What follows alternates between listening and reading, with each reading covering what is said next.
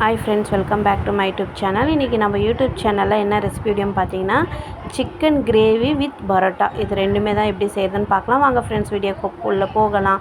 First ஒரு கடாயை வச்சுட்டு அதில் கொஞ்சம் எண்ணெய் போட்டுட்டு சோம்பு, தனியா, காஞ்ச மிளகாய் போட்டு நல்லா ஃப்ரை பண்ணிக்கணும். அப்புறம் தேங்காய், வெங்காயம், கொத்தமல்லி, பச்சை மிளகாய், பட்டை, லவங்கம் இதெல்லாமே போட்டு நல்லா வறுத்துட்டு ஆற வச்சு நம்ம இதை மசாலாவாக அரைச்சிக்கணும். அது ஆறத்துக்குள்ளே நம்ம இந்த சைடு பார்த்திங்கன்னா ஒரு எண்ணெய் கொஞ்சம் அதே பாத்திரத்தில் எண்ணெய் விட்டு வெங்காயம், தக்காளி போட்டு நல்லா வதக்கிட்டு அதுக்கப்புறம் தனியாத்தூள், மிளகாத்தூள், கரம் மசாலா தூள் இதெல்லாமே சேர்த்து நல்லா அந்த எண்ணெய் மேலே திரிஞ்சு வரணும். அது வரைக்கும் இதை கொஞ்சம் நேரம் கொதிக்க விட்டுட்டு அப்புறமா அந்த கிரேவியில் இந்த நம்மளுடைய சிக்கன் போட்டுட்டு நல்லா ஃப்ரை பண்ணிக்கணும்.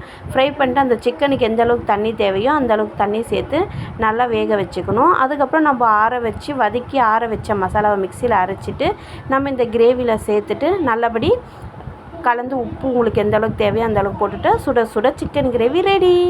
அப்புறம் பார்த்திங்கன்னா பரோட்டா நானே வீட்டிலே செஞ்சேன். மைதா மாவு எடுத்து மைதா மாவில் கொஞ்சம் உப்பு, கொஞ்சம் சர்க்கரை, கொஞ்சம் பால், கொஞ்சம் தண்ணீர் சேர்த்து நல்லா மிக்ஸ் பண்ணிக்கிட்டேன். மிக்ஸ் பண்ணிவிட்டு அந்த சர்க்கரை எதுக்காகனா அந்த ப்ரௌனிஷ் கலரில் வரத்துக்காக தான் சர்க்கரை சேர்த்தேன். இந்த பரோட்டாவை பொறுத்த வரைக்கும் எண்ணெய் நம்ம எந்த அளவுக்கு சேர்க்குறோமோ அந்தளவுக்கு நல்லா சாஃப்டாக வரும். நல்லா மிக்ஸ் பண்ணிவிட்டு ஒரு 10 நிமிஷத்துலேருந்து ஒரு 1/2 hour நான் ஊற விட்டு வச்சுருந்தேன். நல்லபடி வந்தோடனே நானே வீட்டில் பரோட்டா என்னால் முடிஞ்ச அளவுக்கு நான் பெரட்டி எடுத்தேன். ஓரளவுக்கு கடலை செஞ்ச பரோட்டா மாதிரி வராமல் நார்மலாக ஒரு சப்பாத்தி ஃப்ளவருக்கு வந்துச்சு. ஆனாலும் அந்த சிக்கன் கிரேவிக்கும் இந்த பரோட்டாவுக்கும் சூப்பராக இருந்துச்சு ஃப்ரெண்ட்ஸ். உங்களுக்கு இந்த மாதிரி ரெசிபி வீடியோ தேவைப்பட்டுச்சுன்னா நீங்களும் இதை பார்த்து நீங்களும் செஞ்சு பாருங்கள். நம்மளே வீட்லேயும் செஞ்சு சாப்பிட்லாம், அந்தளவுக்கு டேஸ்ட்டாக இருந்தது. இந்த மாதிரி நான் இங்கே தட்டி தட்டி கொடுத்தேன். எங்கள் அம்மா சுட்டு எடுத்தாங்க.